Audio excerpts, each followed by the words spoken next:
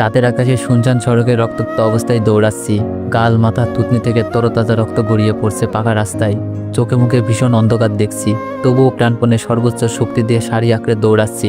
আধ বোঝা চোখে একবার পিছন ফিরে তাকালাম, কেউ পিছনে আসছে কিনা। মাথা ফেটে কানের পাশ দিয়ে রক্ত স্রোতের মতো বেয়ে পড়ছে। থুতনিতে ভয়ঙ্কর ক্ষত, পেট ধরে আর দৌড়াতে শক্তি পাচ্ছি না আমি কি শয়তানগুলোর কাছে মরে যাব?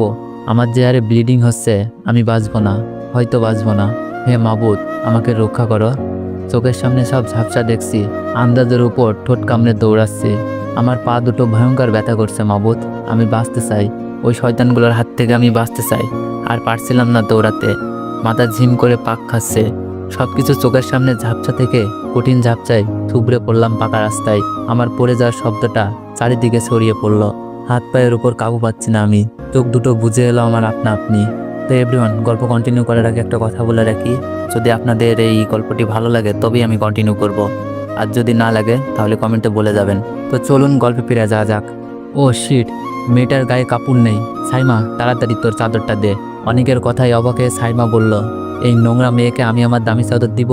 নো নেভার, এই মেয়ে তো না অনেক, লিভ হিম, আসলটা টেনে দে জাস্ট। অনেক চোখ মুখ শক্ত করে বলল, তুই দিবি না? নো, এই চাদরটা তুই দিয়েছিস, কিভাবে এই রাস্তায় পড়ে থাকা মেয়েকে দিব? ডাস্টবিনের কীট পতঙ্গ একটা। অনেক তাড়াহুড়ো করেই নিজের গা থেকে পাঞ্জাবির কোটিটা খুলে রাস্তায় পড়ে থাকা রক্তাক্ত মেয়েটাকে ঢেকে দিল। হাঁটু মাটিতে ঠুকে মেয়েটার গালে আলতো করে থাপ্পড় দিতেই বুঝতে পারল মেয়েটি বেহুশ। জীবিত আছে কিনা বোঝার জন্য নাকের কাছে দুইটা আঙুল বসিয়ে দিল। নিঃশ্বাস পড়ছে, তার মানে জীবিত। অনেক মেয়েটাকে কোলে তুলে রাস্তার ওপাশে দাঁড়িয়ে থাকা গাড়ির উদ্দেশ্যে দৌড় লাগালো। পিছে পিছে ছুটে এলো সাইমা। এই অনেক যখন তখন মানবতা দেখায়, কি যে করতে ইচ্ছে করে। হঠাৎ অনেকের এইরূপ অবস্থায় আসছে দেখে 5 জন লোক অবাক হয়ে গেল। কাউকে কিছু বলার সুযোগ না দিয়েই অনেক মেয়েটাকে গাড়ির ভিতরে নিয়ে কোলে মাথা রেখে সাইমার উদ্দেশ্যে চিৎকার করে বলল, সাইমা তুই সামনে যা। সাইমা হোঁচট খেলো জানো। অনেক ওকে রাস্তায় কুড়িয়ে পাওয়া মেয়েটির জন্য সামনে বসতে বলছে। কত নিষ্ঠুর অনেক। গাড়ির দরজা ধরে এখন কাঁদতে ইচ্ছে করছে ওর। অনেক নিজের পার্সোনাল রুমাল দিয়ে মেয়েটার কপাল চেপে ধরেছে। সাইমা গাড়ির দরজা লাগিয়ে সামনে উঠে পড়ল। অনেক পাঞ্জাবির হাতা কুনিয়ে তুলে রক্তাক্ত রুমালটা জানালা দিয়ে বাইরে চিপে অবশিষ্ট রক্ত ফেলল। আবার মেয়েটির কপাল চেপে বলে উঠল, মিথুন, ইমিডিয়েটলি গাড়ি হসপিটালে ঘোরা। ড্রাইভার সিট থেকে মিথুন জবাব দিল, অনেক, রাস্তা ব্লক, কিভাবে নিব? অনেক বলল, হোয়াট? এক কাজ কর, ডিসপেন্সারিতে নে। আচ্ছা। গাড়িটি ডিসপেন্সারির সামনে এসে থামলে ফার্স্ট এড বক্স এনে দিল ফুয়াদ। ফুয়াদ জানালা দিয়ে উকি মেরে বলল, অনেক, আর কিছু লাগবে? প্লিজ, লাগলে এখনই নে, আমরা আটকা পড়বো দোস্ত, সামনে রাস্তা বিপজ্জনক, আর্মি যেতে দিবে না। অনেক স্যাবলন দিয়ে ক্ষত জায়গা ক্লিন করতেই বলল, আর্মি যেতে না দিলে আর্মিতে লজে থাকবো, তবুও গাড়ি চালা। ফুয়াদ বলল, শিওর? ফুয়াদের প্রশ্ন শুনে চরম বিরক্ত হলো অনেক। ফুয়াদ অনেকের চেহারা বুঝতে পেরে কাছুমাছু করতে করতে গাড়িতে উঠল। সাইমার পাশ থেকে যাওয়ার প্রশ্ন করল, আল্লাহর দোহাই লাগে, প্লিজ বল, কই থেকে এই মাইয়ারে তুইলা আনছোস? কে এই মেয়ে? নষ্টা বেশরম মাইয়াও হতে পারে। অনেক কঠিন গলায় বলল, শেষের লাইনটা ফার্দার মুখে আনবি না। মেয়েটাকে দেখে ওয়েল ফ্যামিলির মেয়েই মনে হচ্ছে। জাস্ট শাড়ির কুচিটা ছিঁড়া, ব্লাউজের হাতা ছিঁড়া, দ্যাটস অল। এত নর্মালি কেমনে বলিস ভাই? রেপ কেসও তো হতে পারে, কেমনে সিওরিটি দিবি?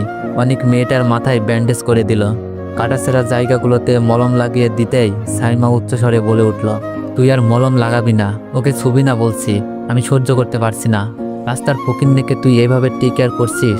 অনেক মলম দেওয়া শেষ করে টিস্যুতে হাত মুছে জোরে একটা নিঃশ্বাস ছাড়ল। সাইমার উত্তর দেওয়াটা প্রয়োজন মনে করলো না অনেক। সাইমার মতো ফালতু থার্ড ক্লাস ইডিয়েটকে কি উত্তর দেবে সে? ইডিয়েট তো ইডিয়েটই। এসির নিচে কোলে থাকা মাথাটার দিকে একবার শান্ত চোখে তাকালো অনেক।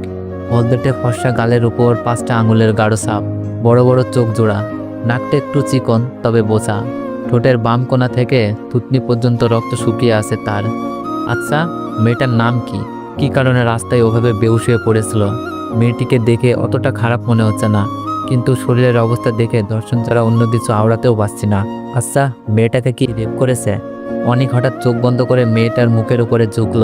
দূরত্ব খুব সামান্য। অনেকের নিঃশ্বাস মেয়েটার উপর পড়ছে। অনেক তার সিক্সেন দ্বারা কিছু অনুমান করতেই চটপট চোখ খুলে মাথা উঠিয়ে ফেলল।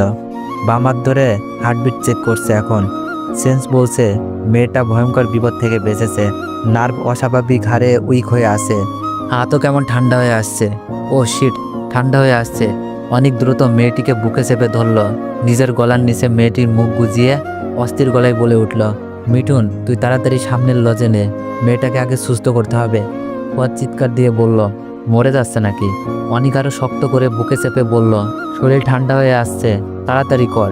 মিথুন তাড়াতাড়ি গাড়ি ঘুরিয়ে লজের বড় গেট দিয়ে ভিতরে ঢুকলো। রিসেপশনে সব ফর্মালিটি কমপ্লিট করে অনেক দৌড়ে ওকে বিছানায় শোয়ালো। লজের মেয়ে স্টাফকে ডেকে সাইমা ব্যাকপ্যাক ধরিয়ে বলল, যা লাগবে এখান থেকে নিন, মেয়েটার পোশাক বদলে নিন, আমি বাইরে অপেক্ষা করছি। অনেকের এই আচরণ দেখে সাইমা পুরোপুরি থ। বাইরে থেকে আগত মেয়েটার জন্য এত কিসের দরদ? অনেক চোখ বন্ধ করে দরজার বাইরে পিঠ লাগিয়ে ফেলল। মেয়েটাকে দেখার পর থেকেই মন খারাপ হয়ে গেছে, কিছুতেই স্থির করতে পারছে না নিজেকে। মেয়েটাকে এই নাজুক অবস্থায়, রক্তাক্ত মাথা, উফ কি ভয়ঙ্কর দৃশ্য দাগ কেটে দিচ্ছে অনেকের মনে। জমজমাট বিয়ে বাড়ি থেকে পালিয়েছে 6 কাজিনরা। বাড়িতে অলরেডি সবাই জেনে গেছে, বর্ষও 5 জন উধাও। বর বিয়ের আসর থেকে পালিয়েছে। এদিকে আজ অনেকের প্রেমিকাকে দেখতে আসবে ছেলেপক্ষ। অনেক খবরটা পেয়েই নিজের বিয়ের আসর ছেড়ে মাইক্রো দিয়ে যাচ্ছে। অনেকের 3 বছরের প্রেম গাথায় জল ঢেলে দিয়ে প্রেমিকা অগোচরেই বাবার পছন্দে বিয়ে করছে। এইটা অনেক এই জন্মে জীবনেও মেনে নিবে না।